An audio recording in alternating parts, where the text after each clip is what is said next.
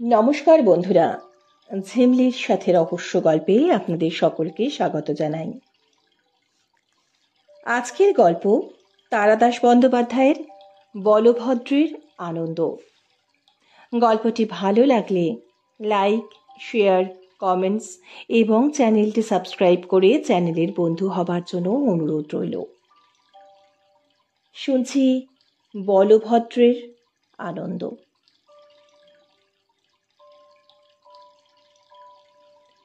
ভূর্জপত্রের পুঁথি হাতে দ্বীপ্রহরে আমলকি গাছের তলায় বসেছিলেন বলভদ্র। এখন আচার্যদেব বিশ্রাম করছেন, অন্যান্য সতীর্থরাও দৃষ্টির অন্তরালে। ব্রাহ্মণ এবং আরণ্যকের কিছু টিকা রচনা করার প্রয়োজন কয়েকদিনের মধ্যে, আচার্যের সেরকমই নির্দেশ। তাই সতীর্থদের সঙ্গে অন্য সব দিনের মতো নিকটের কাকচক্ষু নদীর জলের মাছের খেলা দেখতে না গিয়ে তিনি মূল পুঁথিতে একবার চোখ বুলিয়ে নিচ্ছেন। আচার্য তাঁকে বড় স্নেহ করেন। তার মতে আর্যাবর্তে বলভদ্রের মতো মেধাবী ছাত্র আর একটিও নেই। হঠাৎ বলভদ্রের নাসিকায় ভেসে এলো জাতি পুষ্পের মৃদু সুগন্ধ। একটু অবাক হলেন বলভদ্র। এই অঞ্চলে অন্তত আচার্যদেবের আশ্রমের নিকটে তো জাতিপুষ্পের বৃক্ষ নেই। এত সুস্পষ্ট সুগন্ধ বহু দূর থেকে আসাও সম্ভব নয়। কারণ অনুসন্ধানের জন্য উঠে দাঁড়ালেন বলভদ্র। বলভদ্র শালপ্রাংশু মহাভুজ, কিন্তু ভারতবর্ষের অগ্নিবর্ষী সূর্য তাঁর গাত্রবর্ণকে অনার্য তুল্য করে তুলেছে। আচার্যের আলোক সামান্য প্রতিভাধর ছাত্রের মুখাকৃতি তার পাণ্ডিত্যের সমপরিমাণ অসুন্দর, কিন্তু অন্তরের বৈদিক প্রশান্তি পণ্ডিত বলভদ্রের অসুন্দর মুখের ওপরে একটা সমাহিত ভাব এনে দিয়েছিল। এই অন্তরের প্রশান্তি বেশি দিন রইল না বলভদ্রের। আশ্রম কাননের প্রান্তদেশে তমাল বনের পত্রছায়ে সুগন্ধের উৎস সন্ধানরত বলভদ্র মুখোমুখি হলেন আচার্যের প্রতিবেশী বিষ্ণু দত্তের কন্যা সোমার। সোমার সঙ্গে পূর্ব থেকেই আলাপ আছে বলভদ্রের। আচার্যের জন্য দুগ্ধ সংগ্রহের প্রয়োজনে প্রায় বিত্তশালী বিষ্ণু দত্তের গৃহে যেতে হয় তাকে। সেখানে যে দু একবার বাক্যালাপ করেননি সোমার সঙ্গে এমন নয়, কিন্তু এ ক্ষেত্র আলাদা। বসন্তকালের স্বপ্নীল দ্বীপ্রহরে মর্মরিত তমাল বনোচ্ছায়ে যুবতী সোমার সঙ্গে দেখা হবে, এমন কথা তো হিন্দু জ্যোতিষে লেখে না। বলভদ্রের কঠিন নৈয়ায়িক মন এক লহমায় সদ্য দুগ্ধোত্থিত ননির মতো কোমল হয়ে পড়ল। সোমা সম্ভবত তার গাভীটিকে নিতে এসেছিল। বলভদ্র যখন সোমাকে দেখলেন তখন সে মাটিতে জানু রেখে গাভীটির পায়ের ক্ষত পরীক্ষা করছিল। বিশেষ ভঙ্গিতে বসার জন্য তার 21 বছরের যৌবন প্রকট হয়ে দোলা দিল আর্যাবর্তের শ্রেষ্ঠ মেধাবী ছাত্রটির হৃদয়ে। বলভদ্র কি জন্য তমালবনে প্রবেশ করেছিলেন তা তিনি এমন পারদর্শিতার সঙ্গে ভুলে গেলেন যে এ ধরনের বিস্তৃতি পরায়ণ হলে আর্যদেব আর উত্তর ভারতে বসতি স্থাপন করতে হতো না।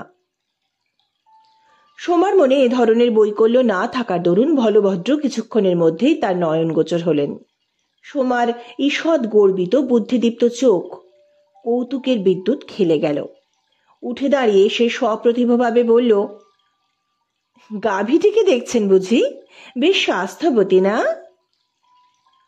প্রাণপণ চেষ্টা করেও বৈয়াকরণ বলভদ্র মনের মধ্যে উন্মত্ত নৃত্যশীল শব্দগুলিকে ব্যাকরণী সূত্রে গ্রথিত করতে পারছিলেন না। এবার আরক্ত মুখে বললেন, না, ঠিক তা নয়। হ্যাঁ, গাভীটি বেশ পৃথুলা। আমি তো জাতিপুষ্পর সুগন্ধ। মঙ্গলার স্বাস্থ্য দেখে আপনার দেখছি বাকরোধ হলো। বলভদ্র উত্তরোত্তর গভীর জলে গিয়ে পড়ছিলেন। তিনি গলায় পৌরুষ আনবার চেষ্টা করতে বললেন, তা নয়, আমি জাতিপুষ্পের সুবাস পেয়ে তার উৎস সন্ধানে এসেছিলাম ভদ্রে। সেই উৎস যে বনের এই বিশেষ অংশেই, এমন ধারণা আপনার কেন হলো? বাতাস এদিক থেকেই প্রবাহিত হচ্ছে কিনা তাই ভাবছিলাম। আবহাওয়া তত্ত্ব আপনার দেখছি মুষ্টিধৃত। বলভদ্র ততক্ষণে বুঝতে পেরেছেন আচার্যদেবের কাছ থেকে প্রাপ্ত জ্ঞানের দ্বারা বাক্পটীয়সী মেয়েটির বাক্যবাণের হাত থেকে মুক্তি পাওয়া যাবে না। তিনি অসহায় কণ্ঠে বললেন, কিন্তু উৎসটি এদিক বলেই তো মনে হলো। বাক্যটিতে দৃঢ় বিশ্বাসের সুর ধ্বনিত হলো না, নিতান্ত হাল ছেড়ে দেওয়া কথা। এবার সোমা কলো কণ্ঠে হাসল।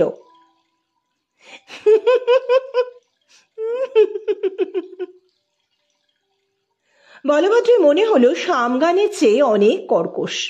সোমা বলল, ঠিক ধরেছেন, তবে জাতিপুষ্পের সুবাস নয়, জাতিপুষ্পের নির্যাসের সুগন্ধ। বিস্মিত বলভদ্র আর প্রশ্নের ধার দিয়েও গেলেন না। আমার তা তো অনার্য দমন জাতিপুষ্পের নির্যাস তৈয়ারির কৌশল জানেন, তিনিই পাঠান মাঝে মাঝে। আজ বস্ত্রাঞ্চলে তা একটু সিঞ্চন করেছিলাম মাত্র। আপনার উত্তরিয়ে একটু ঢেলে দেব কি? বিহবল বলভদ্রের কণ্ঠ দিয়ে যে শব্দ বের হলো তা সমর্থনও হতে পারে, আবার নাও হতে পারে।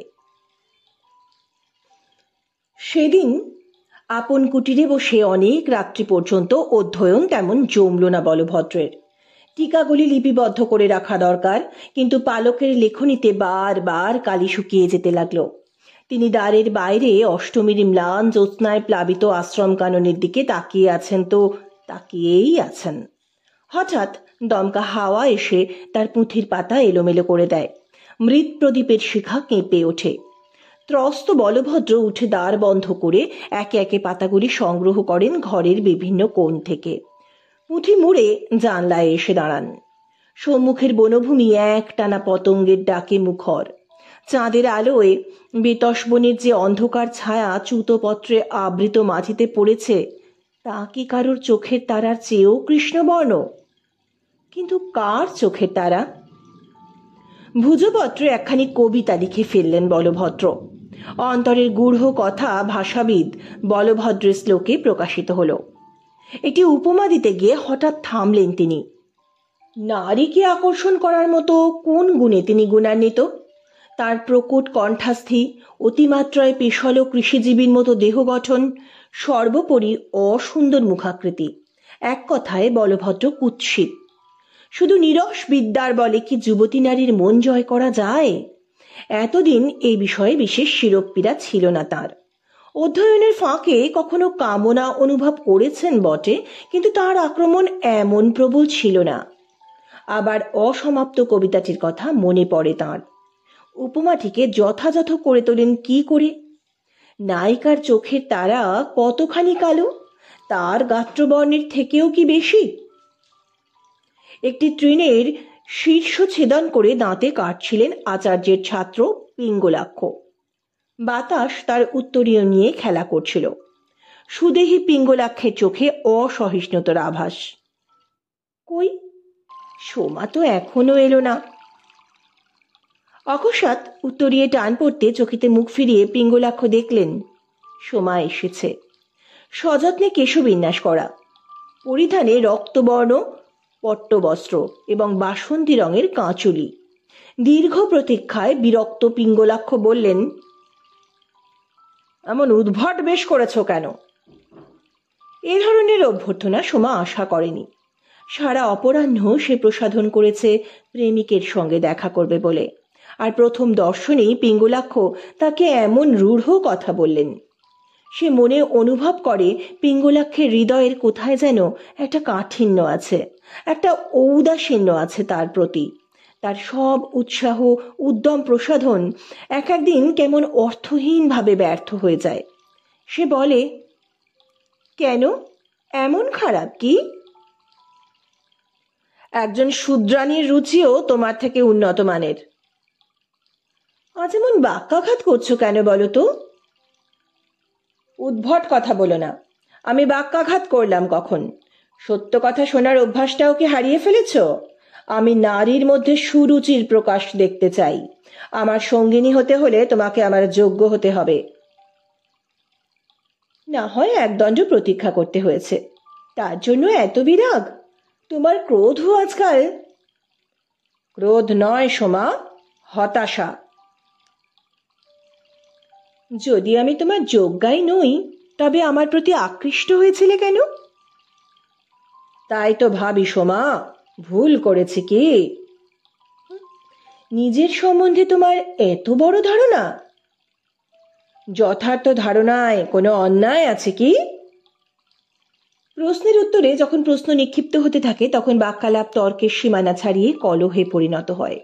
সোমা উদ্গত অশ্রু দমন করে বলে, কিন্তু আমাকে বৃক্ষে উঠতে সাহায্য করে এখন আরোহিণী সরিয়ে নেওয়ার মধ্যেও কি অন্যায় নেই?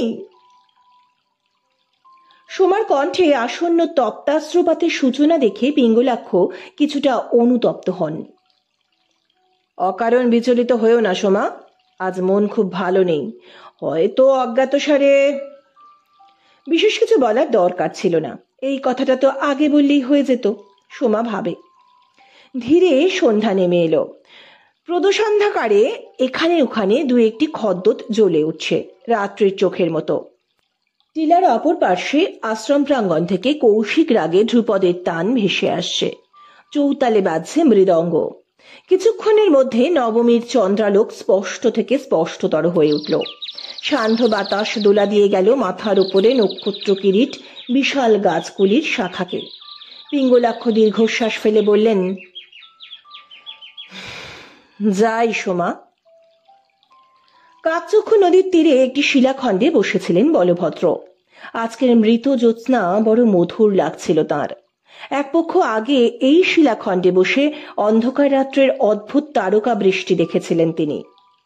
তারকা তো দু একটি মধ্যে মধ্যেই স্থানচ্যুত হয়, কিন্তু বলভদ্র লক্ষ্য করেছেন বৎসরের বিশেষ একটি সময় তো খুব বৃদ্ধি পায়। এমন কেন হয় সে বিষয়ে গবেষণা করবেন ঠিক করেছিলেন, কিন্তু আজ আর সেদিকে বিশেষ মন নেই তাঁর। সামনের স্বচ্ছ নদী জলে চন্দ্রালোক প্রতিফলিত হয়েছে। অপর তীরে মসৃণ প্রস্তর খণ্ড চকচক করছে। নদীর ওপারের মাটি বন্ধা প্রস্তরময়, এদিকের মতো শ্যামল নয়। একটি রাত্রিচর পাখি নিঃশব্দে ডানা নেড়ে উড়ে গেল অন্ধকার থেকে আবার অন্ধকারের বুকে। চরাচরব্যাপী স্তব্ধতা কেমন উদাস যন্ত্রণা এনে দেয় বলভদ্রের মনে। কিছু একটা না পাওয়ার বেদনা, কিছু একটি অর্জন করতে পারার যে অভাব, তার বেদনা।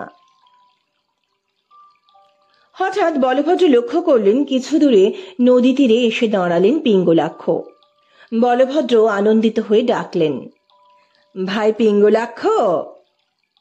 পিঙ্গলাক্ষ নির্জন নদী তটে নিজের নাম উচ্চারিত শুনে বিস্মিত মুখে এগিয়ে এলেন। এ কি বলভদ্র যে, তুমি অকস্মাৎ এখানে?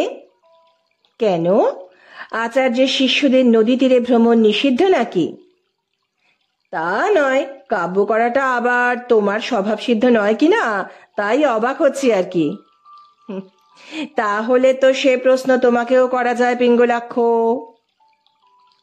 ঠিকই বলেছ, কাব্য আমারও আসে না, বিশেষ মানসিকতায় আক্রান্ত হয়ে ভার মুক্ত হতে এসেছি মাত্র। যদি বলি আমার ক্ষেত্রেও তাই। বিস্মিত পিঙ্গলাক্ষ বলভদ্রের দিকে তাকান, তারপর বলভদ্রের পাশে বসে বলেন, হৃদরোগের লক্ষণ তো তোমার মধ্যে আগে দেখা যায়নি বলভদ্র। আগে ছিল না বলে কি এখনো থাকবে না? মহাশূন্যের গর্ভেই তো পৃথিবীর সৃষ্টি। তা বটে। একটু চুপ করেন বলভদ্র। আশ্রম থেকে গায়ক বেদব্রতর কণ্ঠের ধ্রুপদ ভেসে আসছে এখনো। হালকা একখণ্ড মেঘ ভেসে গেল চাঁদের পাশ দিয়ে। বলভদ্র মৃদু কণ্ঠে বলেন, সোমদত্তাকে চেনো? পিঙ্গলাক্ষ প্রেত দৃষ্টের মতো চমকে উঠলেন। পলকে তার ভ্রু কুঞ্চিত হয়ে গেল। কে সোমদত্তা? প্রতিবেশী বিষ্ণু দত্তের কন্যা। একটি সম ফাঁক দিয়ে গেলেন বেদব্রত। দূর থেকেই শোনা গেল বজ্রপ্রান্তে সংলগ্ন একটি কাঁটা ফলকে ছাড়াতে ছাড়াতে কিছুটা যেন আপন মনেই বললেন বলভদ্র, মেয়েটি বেশ। বাহ বাহ, তোমার উন্নতি দেখে আনন্দ হচ্ছে। কেন ভাই, সৌন্দর্যে মুগ্ধ হওয়া কি পাপ? নিশ্চয়ই নয়, কিন্তু একজন নারীকে প্রেয়সী রূপে কল্পনা করার আগে তার অনুমতি নিয়েছ কি? পিঙ্গলাক্ষ, দেহ ও মন তার হতে পারে, কিন্তু কল্পনা তো আমার নিজস্ব। ঠিক সেই কারণেই তো কল্পনাকে সংযত করে রাখতে হয়। সত্য বলো বলভদ্র, একবারও কি তুমি সোমদত্তাকে চুম্বন করার কথা কল্পনা করনি? সত্যবাদী বলভদ্র বলেন, হ্যাঁ, তা করেছি। তবে ভেবে দেখো, কল্পনাতেও অন্তত তুমি একজন নারীর প্রতি অশালীন ব্যবহার করেছ। নারীকে ভালোবাসা কি অশালীন? অন্তত তার অনুমতি পাওয়ার পূর্বে তো বটেই। কিন্তু এ তো শুধু কল্পনা, পিঙ্গলাক্ষ। ছি, তোমার মতো নৈয়ায়িকের মুখে এ কথা শোভা পায় না বলভদ্র। কল্পনাতেও অন্যায় করা কি পণ্ডিত জনচিত? আমার কল্পনা আমার আদেশের অবাধ্য। শক্তিশালী অশ্ব উত্তম বাহন বটে, কিন্তু সে তোমার ইঙ্গিত না মানলে তার পৃষ্ঠে অসহায়ভাবে বসে থাকা ছাড়া উপায় নেই। হায় দুর্বল চিত্ত বলভদ্র, তোমাকেই কিনা আমি সবচেয়ে দৃঢ়চেতা ভেবেছিলাম। চিত্ত নমনীয় বলেই তো দুর্বল নয় পিঙ্গলাক্ষ। নমনীয় বস্তুকে ধ্বংস করা দুঃসাধ্য। পাষণ্ডের চিত্ত কঠিন, তাই তো ভঙ্গুর। তোমার যুক্তিগুলি যেন নিজেকে সন্তুষ্ট করার জন্য বলভদ্র। তা যেন হলো, কিন্তু আমাকে অনর্থক এত নিরুৎসাহ করে দেওয়ার তোমার এত আগ্রহ কেন বলো তো? চকিতে সাবধান হয়ে গেলেন পিঙ্গলাক্ষ। সোমার সঙ্গে তার সম্পর্কের ব্যাপারটা কখনোই বলভদ্রকে জানতে দেওয়া উচিত নয়। আচার্যের বিশেষ প্রিয় পাত্র বলভদ্র। কোনো ক্রমে কথাটা আচার্যের কানে উঠলে সর্বনাশ। ব্রহ্মচর্যাশ্রমে এ ধরনের অপরাধ আচার্য ক্ষমা করবেন না নিশ্চয়ই। আর তা ব্যতীত বলভদ্র নিজেই সোমার প্রতি আকৃষ্ট। আসল ব্যাপার জানতে পারলে তিনি নিশ্চয়ই বিঘ্ন ঘটাবেন। তড়িতে শিলাসন থেকে উঠতে উঠতে পিঙ্গলাক্ষ বললেন, হ্যাঁ, আমার আগ্রহ আবার কোথায় দেখলে? নেহাত তুমি আমার সুহৃদ তাই, নতুবা তোমার ভালো মন্দে আমার পিতার কি শিরোপীড়া। পরদিন অপরাহ্নে আপন মনে পথে পথে ঘুরে বেড়াচ্ছিলেন বলভদ্র। বসন্তকালে রৌদ্র ঈষৎ তীর্যকভাবে বনের মধ্যে দিয়ে এসে পথের ধুলায় পড়েছে। খুব শৈশবের কথা মনে পড়ছিল বলভদ্রের। এই হলুদ হয়ে আসা দিনাবসানের রৌদ্রে কি সব কথা যেন মনে পড়ে। স্মরণের সুতীব্র যন্ত্রণায় বুক হাহা করে ওঠে। এক মুহূর্তের জন্য ভুলে যান সোমদত্তার কথা। বেলা শেষে রৌদ্রে যেন আরো কি গভীর বাণী, আচার্যদেবের কাছে শোনা শ্লোকের মতো। এর পিছনেই তো এতদিন ছুটে চলেছেন বলভদ্র। এই বেদনার অনুভূতিটা খুব পরিচিত তাঁর। তবু আজ যেন সবকিছুই পাল্টে গেছে। এমনকি বেদনাটাও যেন খুব পার্থিব ঠেকছে। কিছুদিন আগের সেই নীরস কাঠিন্য উদ্বায়ী কর্পূরের মতো মিশে গেছে পঞ্চভূতে। কি শুষ্ক বিষয় নিয়েই না কাটিয়েছেন এতকাল। প্রেম যদি সত্য না হয় তবে তিনি আর অন্য কিছুতে বিশ্বাস করেন না। রসাতলে যাক জ্ঞান বিজ্ঞান, পণ্ডিত ছাত্রদের সমিত বহন। রসাতলে যাক পুঁথিপত্র, যত সব আবর্জনা। বলভদ্র ডুবছিলেন, অতল আর কয়েক হাত নিম্নে মাত্র। সন্ধ্যায় কুটিরে ফিরে উন্মনা হয়ে কিছুক্ষণ বসে রইলেন বলভদ্র। পরে একটি পুঁথি নিয়ে অন্যমনস্কভাবে নাড়াচাড়া করতে লাগলেন। এমন সময় হঠাৎ দরজায় আঘাত পড়ল। চমকিত বলভদ্রের মনে চকিত দুরাশা খেলে গেল।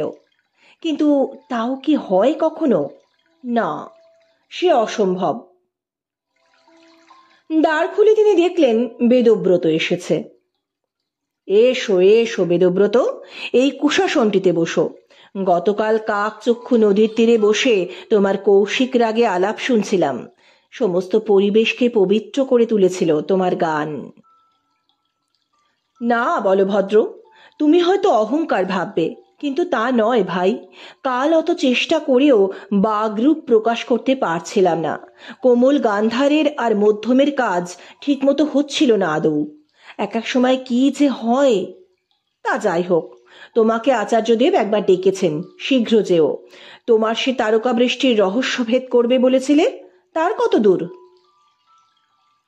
আরে রাখো ভাই, আচার্যের দেওয়া কাজটি এখনো সমাপ্ত করে উঠতে পারলাম না। যাবার আগে হঠাৎ ঘুরে দাঁড়িয়ে বলে বেদব্রত, আচ্ছা, পিঙ্গলাক্ষ আজকাল দেরি করে কুটিরে ফেরে কেন বলতে পারো? আচার্যের কুটিরে প্রবেশ করে স্থির হয়ে দাঁড়ালেন বলভদ্র। সম্মুখে বৃদ্ধের তেজোদ্দীপ্ত চেহারা, উন্নত নাসিকা, গৌর বর্ণ কান্তি, ভ্রুর নিচে দুই চোখে অসাধারণ দীপ্তি। চরণ বন্দনা করি গুরুদেব। স্বস্তি, উপবেশন করো। আমার সে কাজটি সমাপ্ত করেছ? বলভদ্র অসুবিধায় পড়লেন, মাথা নিচু করে বললেন, আগে না গুরুদেব, আশা করি আর 2-1 দিনের মধ্যেই সমাপ্ত করতে পারব। কেন? যথেষ্ট সময় তো দেওয়া হয়েছে বলভদ্র। একটু থেমে শিষ্যের মুখভাগ পরীক্ষা করেন আচার্য। কিছু কি তোমাকে উত্ত্যক্ত করছে বলভদ্র? বলভদ্র মনে মনে শঙ্কিত হন। আগে তেমন কিছু না গুরুদেব। আচ্ছা, এখন তুমি এসো তাহলে। 1-2 নয়, আরো 1 সপ্তাহ সময় দিলাম, তার মধ্যে শেষ করো কাজটা। বলভদ্র বিদায় নিলে আচার্য কুঞ্চিত ললাটে তাকিয়ে থাকেন তার গমন পথের দিকে।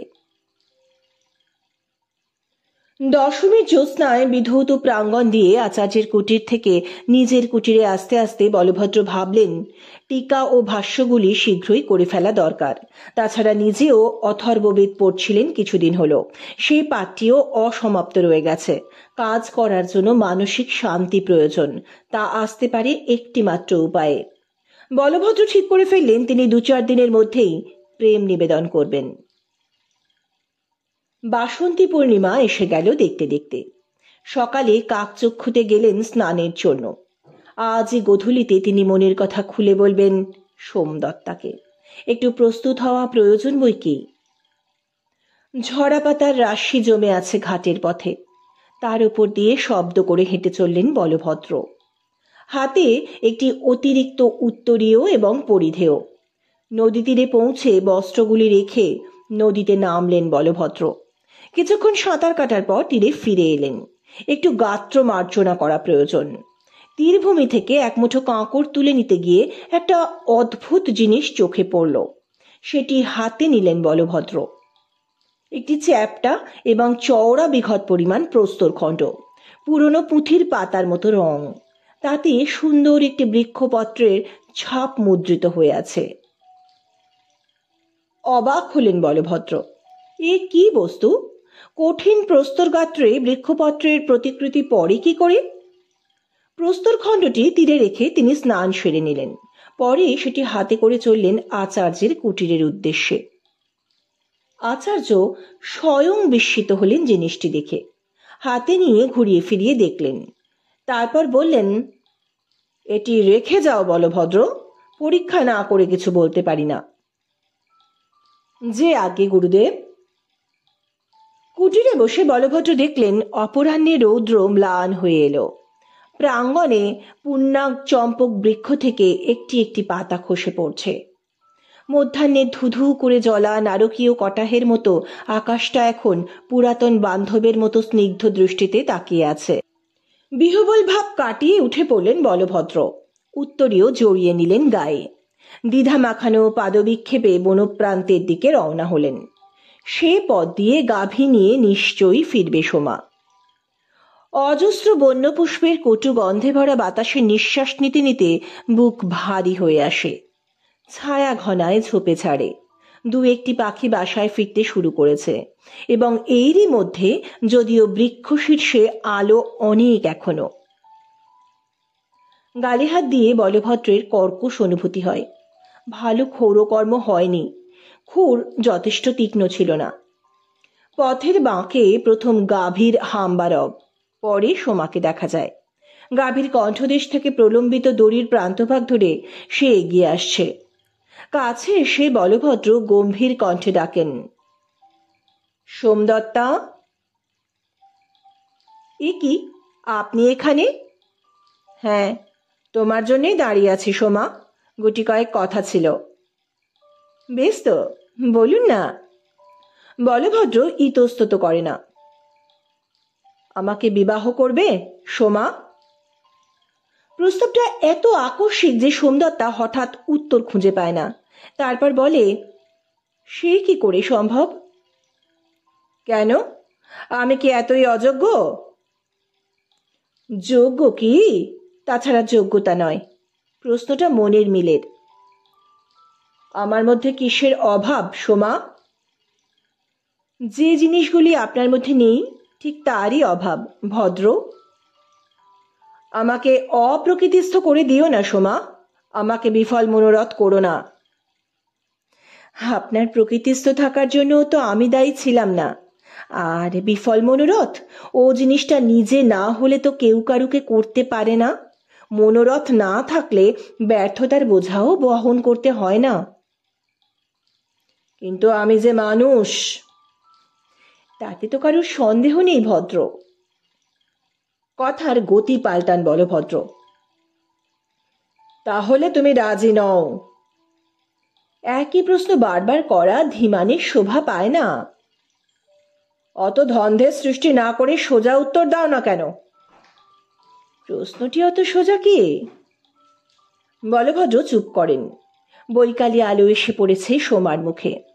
অনিন্দ সুন্দর মুখশ্রী, যেন পার্থিব লোকের ঊর্ধ্বে বিচরণশীল কোনো শিল্পীর হাতে গড়া একখানি ভাস্কর্য। আমাকে বিবাহ করো সোমা, আমি তোমাকে কি না দিতে পারি? কি দিতে পারেন? প্রাচুর্যের মুখ দেখাতে পারি না বটে, কিন্তু স্বাচ্ছন্দ্য দিতে পারি, শান্তি দিতে পারি। একটু থেমে বলেন, তোমাকে গৃহ দিতে পারি। আমাকে গৃহের প্রলোভন দেখাচ্ছেন? আমি কি গৃহহীনা? আমি তোমার নারীত্বের স্বীকৃতি দিতে পারি সোমা। কিভাবে? তুমি কি জানো না, পুরুষের ভালোবাসাই নারীত্বের সর্বশ্রেষ্ঠ স্বীকৃতি? মাথা পেছন দিকে হেলিয়ে রাজহংসের মতো গ্রীবা প্রকট করে হাসল সোমা। তারপর ব্যঙ্গে অধর বঙ্কিম করে বলল, সে পুরুষ আপনি নন। তীক্ষ্ণাগ্র স্বর যেমন বর্মভেদ করে, তেমনি আঘাতে বলভদ্রের হৃদয় বিদীর্ণ হয়ে গেল। তিনি বললেন, এই তাহলে তোমার শেষ কথা সোমা? আপনি কি মহাভারতের ঊনবিংশ পর্ব পড়বার দুঃসাহস করেন নাকি? আর তাছাড়া আপনার কি জিজ্ঞাসা করা উচিত ছিল না আমি অন্য কারো কাছে দায়বদ্ধ কিনা? তাই কি? হ্যাঁ। তবে আমার কিছু বলবার নেই সোমা, আমি দুঃখিত। এবং সে আপনার পরিচিত, তার নাম? থাক, বন্ধু বিচ্ছেদ ঘটিও না সোমা। আচ্ছা চলি, সন্ধ্যা আগত প্রায়, সাবধানে যেও। আর ফিরে না তাকিয়ে দ্রুত পদে হাঁটতে থাকেন বলভদ্র। সরু পথ বেয়ে টিলার ওপর দিয়ে ওঠেন। পেছনের কাকচক্ষুর ওপারে বন্ধা তীরভূমি, এদিকে ছোট ছোট ঝোপে আবৃত ধুধু প্রান্তর। সেই প্রান্তরের ওপারে কিছুক্ষণ আগে সূর্য অস্ত গেছে। পশ্চিম দিগন্তের মেঘস্তূপ সীমন্তিনীর সিঁদুরের মতো লাল। মাথার ওপরে ক্লান্ত পাখিদের দীর্ঘ সারি। সব দিকে দিনাবসানের শান্ত সুর। একটি শিল্পাসনে চুপ করে বসেন বলভদ্র। কার পায়ের শব্দ না? হ্যাঁ, টিলার অপর পাশ দিয়ে উঠে এসেছেন আচার্যদেব। ত্রস্তে উঠে দাঁড়ান বলভদ্র। বন্দে গুরুদেব। স্বস্তি, বসো, কটা কথা বলতে এলাম। গুরু শিষ্য পাশাপাশি বসেন। প্রিয় শিষ্যের স্কন্ধে হাত রেখে আচার্য বলেন, তুমি খুব বিচলিত না? আগে হ্যাঁ গুরুদেব। তার কারণও আমি জানি। না, লুকোবার চেষ্টা করো না বলভদ্র, এতে লজ্জার কিছু নেই। মানব জীবনের এও স্বাভাবিক ধর্ম, তবে এর চেয়ে বড় স্বাভাবিক ধর্ম আছে কিনা তার সন্ধান করা প্রয়োজন নয় কি? হ্যাঁ গুরুদেব। দেখো, সকালে যখন পাথরের টুকরোটি এনে দিলে তখন ঠিক বুঝতে পারিনি জিনিসটি কি। পরে একটু কোণ ভেঙে চূর্ণ করে দেখি বস্তুটি প্রস্তরীভূত পলি মাত্র। নরম পলিতে কোনো আদি যুগে হয়তো দৈবক্রমে একটি বৃক্ষপত্র পতিত হয়েছিল। লক্ষ বৎসরের প্রান্তে আজ তা প্রস্তরে পরিণত হয়েছে। আমার সন্দেহ হচ্ছে বলভদ্র, এই পৃথিবী, এই বৃক্ষরাজি চিরকাল এমনই ছিল না। কারণ প্রস্তরে মুদ্রিত পত্রটির সঙ্গে বর্তমানের কোনো বৃক্ষপত্রের মিল পেলাম না। হয়তো লক্ষ বৎসর পূর্বে সম্পূর্ণ অন্যরকম ছিল তরু শ্রেণীর রূপ, হয়তো মানুষ ছিল অন্যরকম। দিগন্তের দিকে তাকিয়ে কি চিন্তা করেন আচার্য। তারপর বলেন, হয়তো লক্ষ বৎসর পর আমাদের প্রস্তরীভূত অস্থি গবেষণার বিষয়বস্তু হবে। কে বলতে পারে বলভদ্র? চিন্তা করে দেখো, সবই পরিবর্তনশীল। মহাকাশের পারাপারহীন বারিধিতে সামান্য একটি ঢেউকে আমরা বড় মর্যাদা দিই, তার প্রাপ্য মর্যাদা থেকে বেশি। একটা বড় ঢেউ তোলবার চেষ্টা করো বলভদ্র। এই পরিবর্তনশীলতার ভেতর একটু স্থায়িত্বকে গড়ে তোলবার চেষ্টা করো। আজকের দিনের কিছুই আর ভবিষ্যতে থাকবে না। তোমার আমার স্মৃতির শেষ বিন্দুটুকুও মুছে যাবে উত্তর পুরুষদের মন থেকে। পুষ্পাভরণের কোনো মূল্য থাকবে না। রুচি পরিণত হবে পরিকল্পিত রুচি বিকৃতিতে। বিশেষ ধাতুর প্রতি সাধারণের আকর্ষণ দেখে মনে হয় ভবিষ্যতে ধাতুকণ্ড ব্যবহৃত হবে মূল্যমানের প্রতীক হিসাবে। একদিন সব কিছু ক্রয় করা সম্ভব হবে। সব কিছু নষ্ট হলেও একটি জিনিস অবিকৃত থাকবে বলভদ্র। কি থাকবে গুরুদেব? আনন্দ থাকবে বলভদ্র। সেই মুহূর্তে দিগন্তের দিকে তাকিয়ে বলভদ্রের মনে হলো আকাশ, বাতাস, প্রান্তর, প্রস্তর সব হৃৎস্পন্দনের তালে তালে ধক ধক করে স্পন্দিত হতে হতে বলছে, আনন্দ বলভদ্র, আনন্দ, আনন্দ, আনন্দ। মহাকালীর হৃৎস্পন্দন থামবার নয়। বিপুল আনন্দ বুকে নিয়ে কুৎসিত বলভদ্র পায়ের কাছে ঘাসের দিকে তাকান। দিন শেষের একটি সুন্দর প্রজাপতি তার আচার্যের পায়ের কাছে এসে বসেছে। ওর বুকেও এই বিশাল স্পন্দন। মুগ্ধ বলভদ্র বলেন, দেখুন গুরুদেব, একটি প্রজাপতি।